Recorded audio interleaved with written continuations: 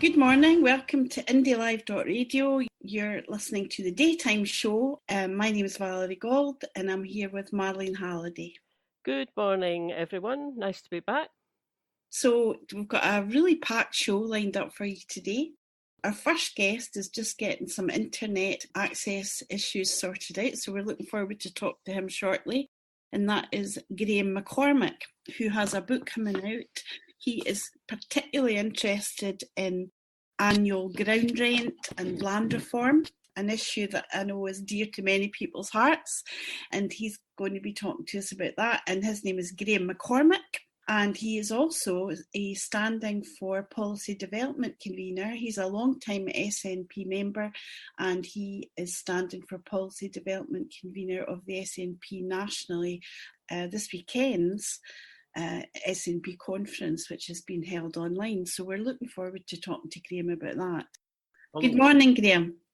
Hello, how are you? Fine, that connection sounds a lot more healthy. We're delighted to welcome you on Indie Live because, I don't know if a lot of people know this, we're broadcasting remotely from home now thanks to the fantastic Marlene who's mastered all the technology. But when we were broadcasting in our wee studio, that was thanks to you that you gave Indie Live a home in your previous business premises, didn't you? Yeah. Well, I was very pleased to help, and I thought it was such a worthwhile thing. That Kevin was doing and everyone else, connected with it. So it's been, I was delighted to be able to help there. Brilliant. Yes, that was great. That was where Val and I got our first taste of being radio presenters, Graham. So we're really pleased that you're here to talk to us today, Graham. And the first thing we'd like to speak to you about is your book, which Marlene, I believe, has already ordered a copy of. I have. And it's coming out very soon. It's available to purchase during the SNP conference. People can visit the website, which is annualgroundrent.scot. So tell us about your book. Have you been working on it for a long time? I know this is a subject that you're particularly passionate about. Aye, well, it was after the referendum in 2014. I wanted to go away and prove that the idea that Scotland was subsidised by the rest of the UK was untrue, and that we could actually show that to be the case. And I've always been interested in land as a source of public funding.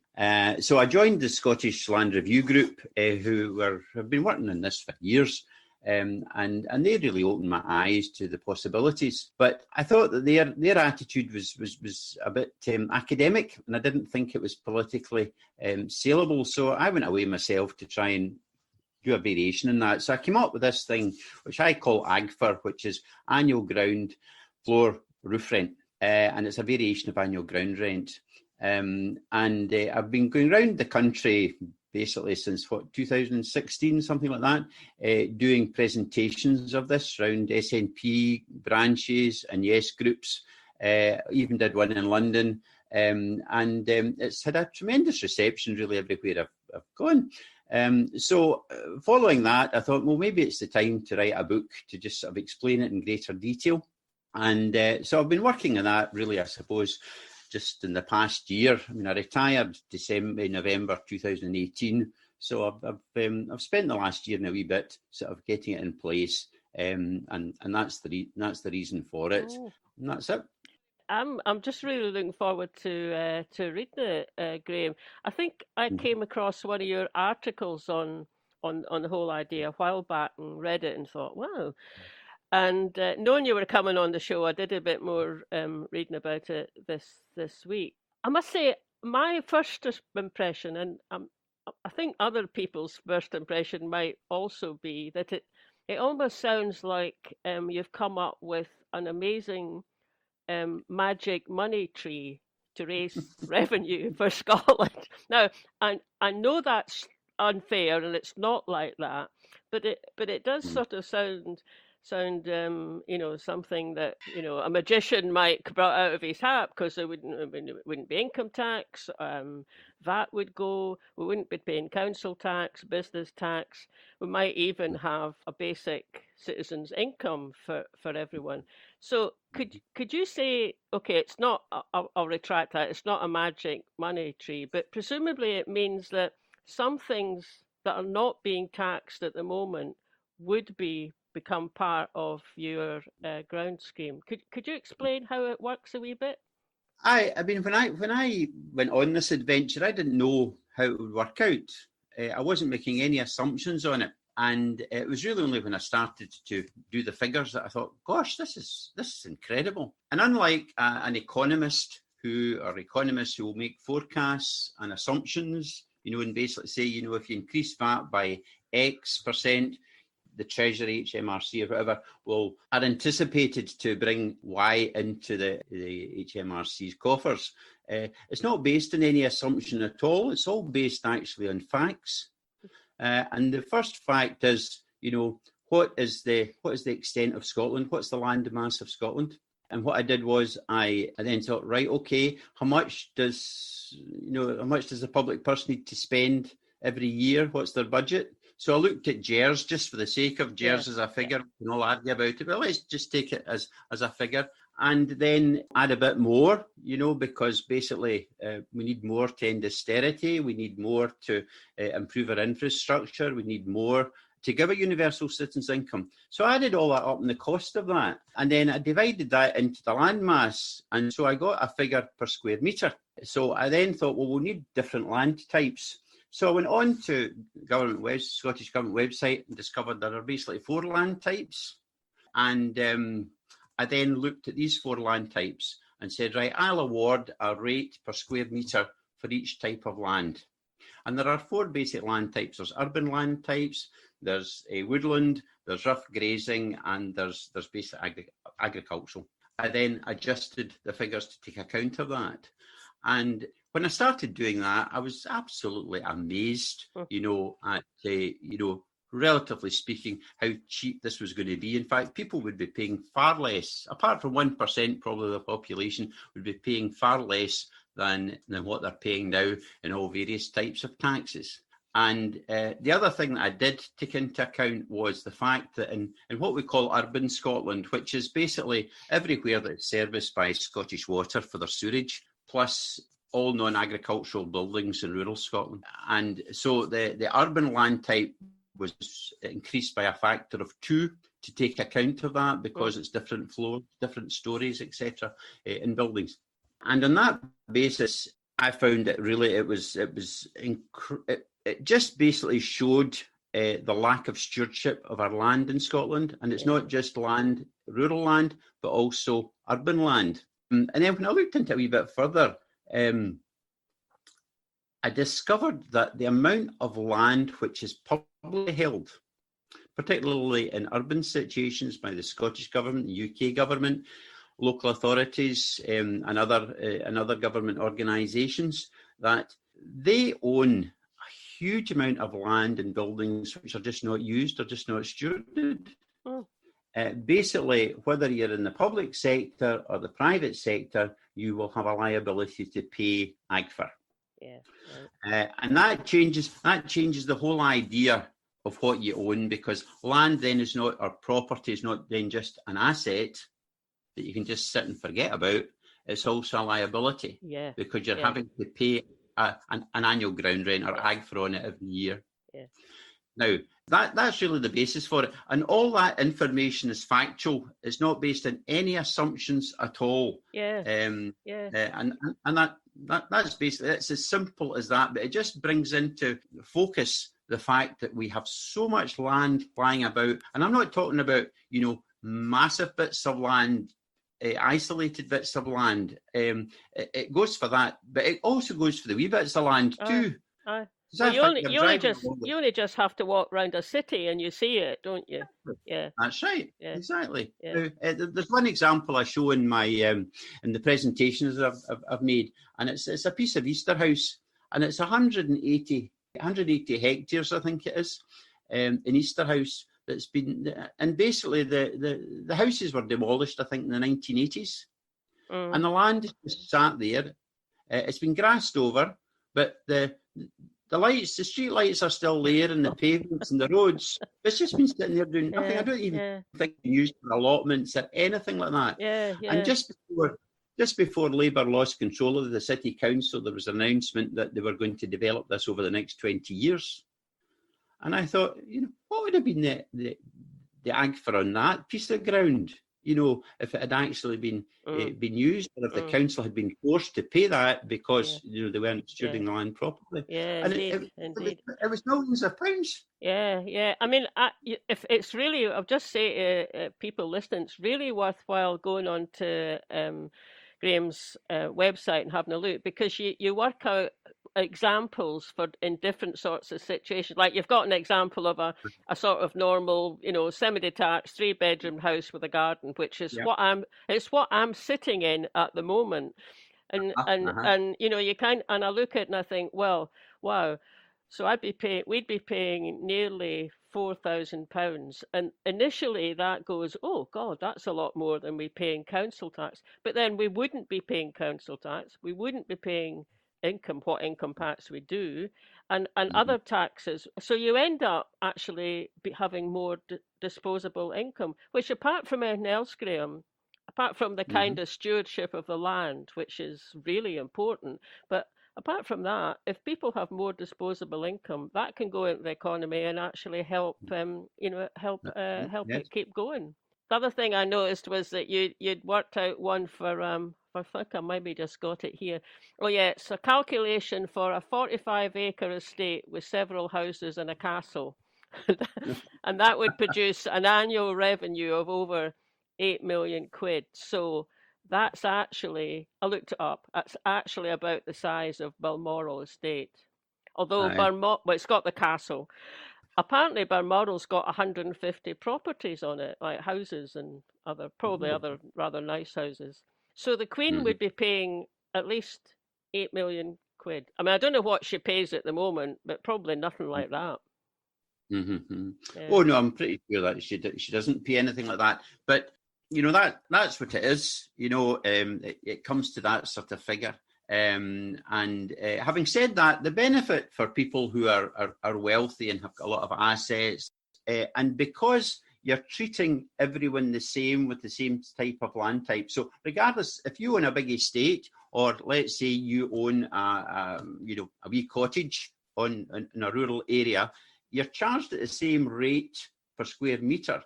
So you're actually not being treated in any different way. It's just the amount you own. Just the amount you own. You pay. That's right. If you own more, that's what you pay. And I don't go into this idea of whether it should be we should restrict foreign ownership of property in Scotland. That's an argument which I think we have got to have in this country. But I don't go into that, because that's not what this book is about. What the book is about is basically just showing what you would pay if you own something, regardless of whether you're Danish or Scottish or English or Welsh or whatever. That's what it is. There are certain countries like Denmark, for example, that you've got to be resident in the country for a number of years before you can own any property at all. Whereas, we welcome people from, whether it's Denmark or Saudi Arabia or anywhere else for that matter. We have a very much an open door policy, provided that the money is supposed to be clean. But that's another story, whether the money is clean or not. Some of our big estates are owned by Danish people and Saudi Arabians, aren't they? They are owned by foreign plutocrats, as it were. That's right. Well, you've got Mr. Anders Poulsen, who's Scotland's largest landowner now. And I know that, from what I've been told about the gentleman, what I've read about the gentleman, he's very much into sort of rewilding Scotland. And I'm not judgmental on that at all. But, for example, I've calculated from what he owns, he would probably have to pay about £45 million a year. Or something like that, but basically that's a drop in the bucket to that guy. Yeah, I mean, he's a billionaire. Now he might, I don't know what what other taxes etc. he pays, but basically on his land holdings in Scotland, I don't think he pays any tax. He's got to make a return to the Danish treasury for what he owns. For the other properties he's got that he rents out etc. On his estates, he will pay corporation tax or whatever it is for these things. But that will be really quite modest in comparison to the land which he owns. But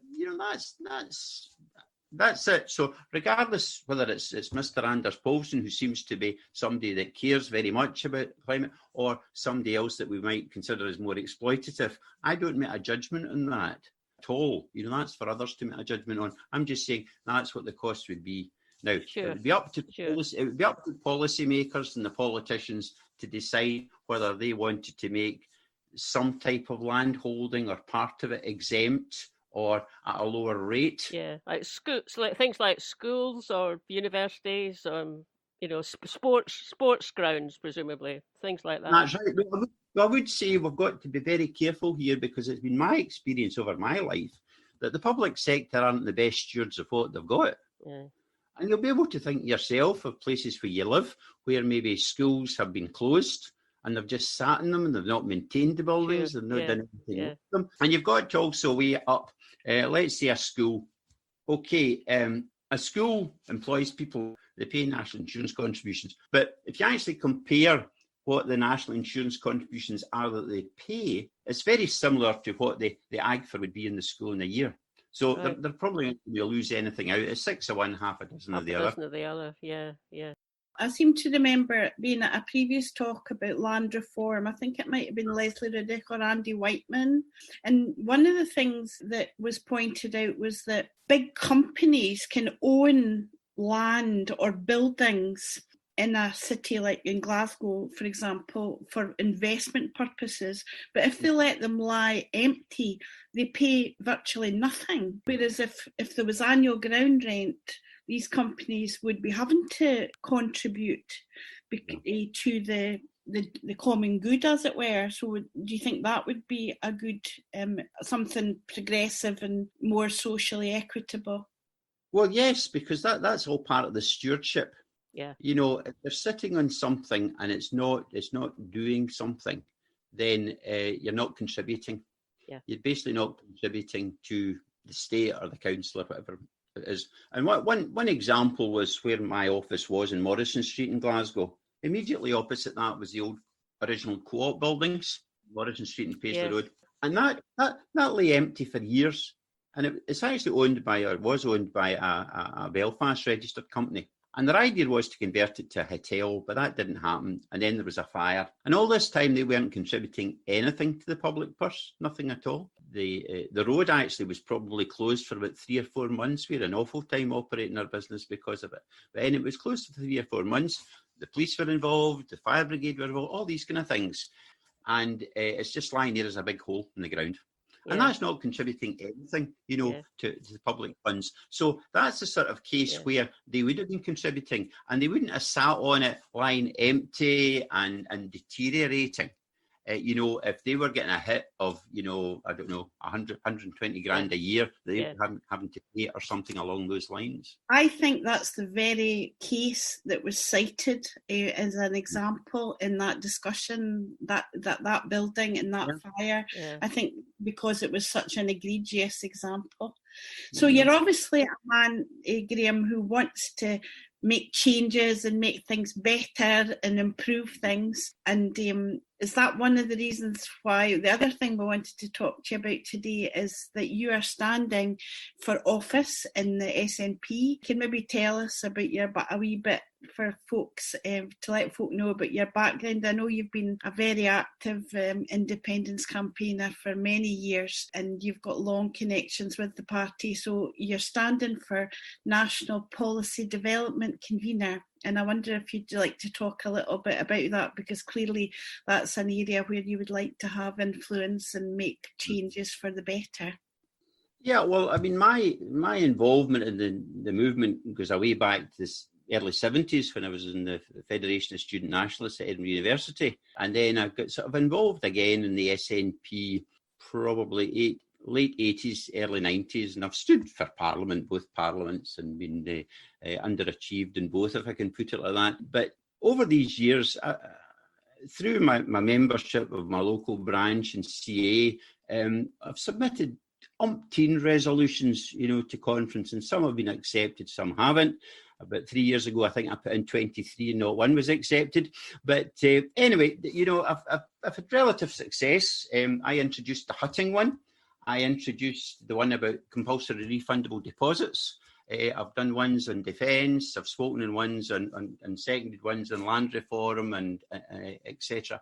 And so I've also spoken about, for example, employment, because I've been an employer for most of my life. I mean, I've been self-employed most of my business life. And one of the things that we managed to achieve in my office was that we reduced the working week, standard working week, from 35 hours to 25 hours with no loss of salary. And that changed the way people's lives were. It was that was really about well-being. Yes, indeed. It wasn't entirely altruistic. There were reasons why we did it too, to benefit the office as well. But these are the sort of things that I've actually managed to do, and these are the things which I think, as a progressive party and looking towards independence, the SNP should be looking at. And throughout my days in the SNP, there hasn't been one branch meeting I've attended where I haven't come away with an idea, because the expertise within the party of ordinary members is colossal. It's magnificent. And I've met so many people who have taught me so many different things. And I just feel that, we should garner that information, that expertise, and involve our members in all these kind of things in developing our policy. Because I think if we have that discussion within the party, so that the branches get the draft, say the Policy Development Committee, get the ideas in, and provided that they are basically an idea which can advance the cause of independence, then the Policy Development Committee should embrace it and then seek to develop that along with the person who's had the idea, or the branch that's had the idea, and then actually produce some sort of policy which can then go back out to the branches, can go to the regional assemblies if we're having these, or the national assemblies, and then develop that policy. And I think that's a far better way to develop policy, rather than whether it's a government SPAD or just because somebody, has a few extra initials at the end of their name that they think they're a so-called expert. Yeah, it's a grassroots up, isn't it? It's ideas coming up from the grassroots. And I mean, of course, you need experts as well at a certain point. You always need them, but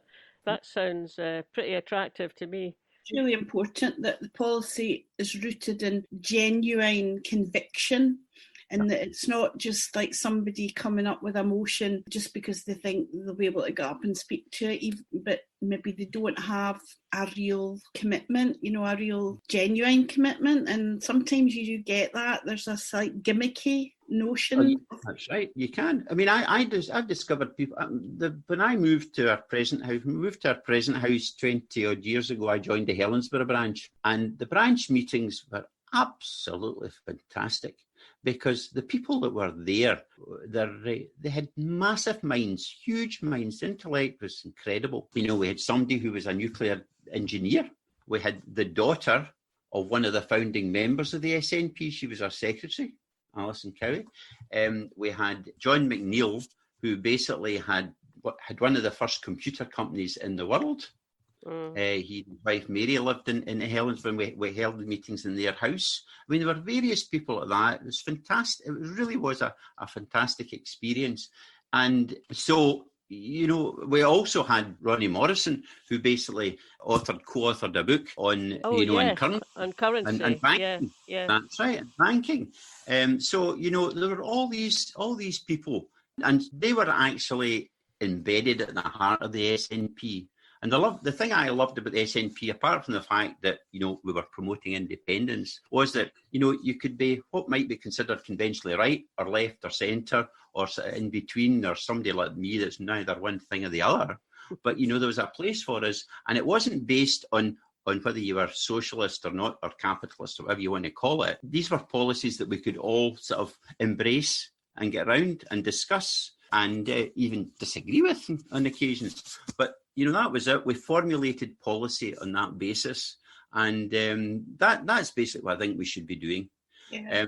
Now, if I take, for example, the one about refundable deposits, the idea about that, and that was passed by a claim probably about 2010, something like that.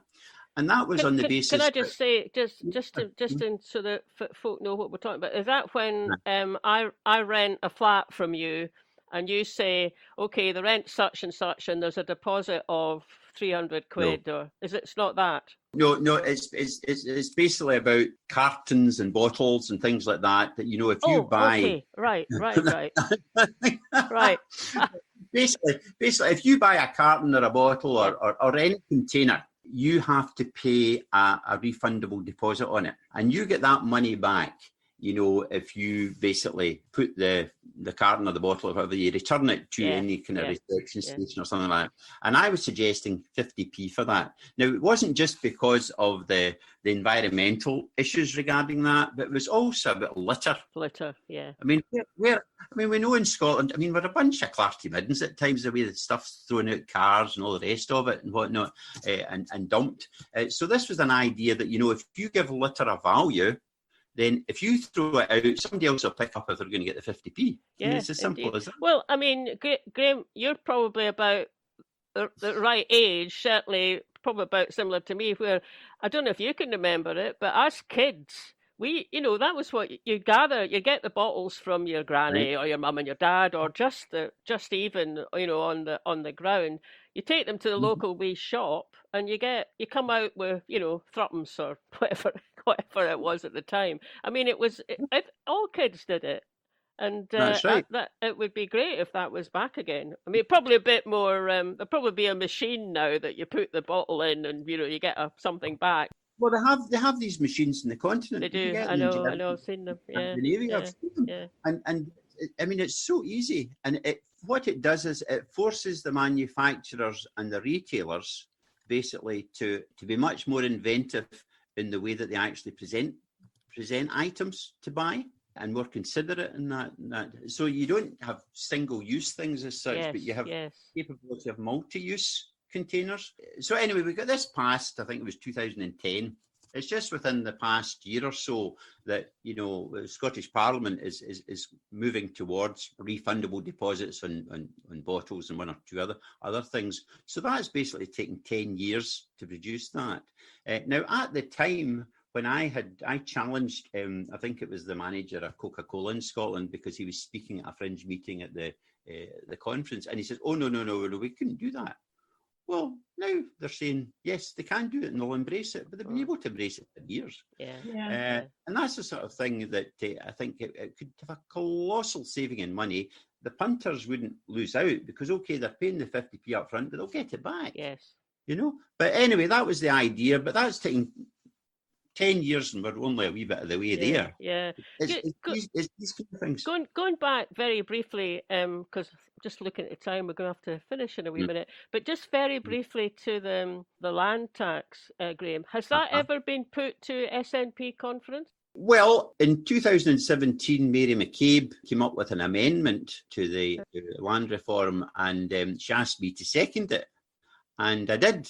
And so it was passed by acclaim that, land should be looked on as the source of public revenue. So that is party policy in the SNP. But it's not really been developed at all since then. And despite the fact that, I've made the presentation to some government ministers who have been actually very sympathetic towards it.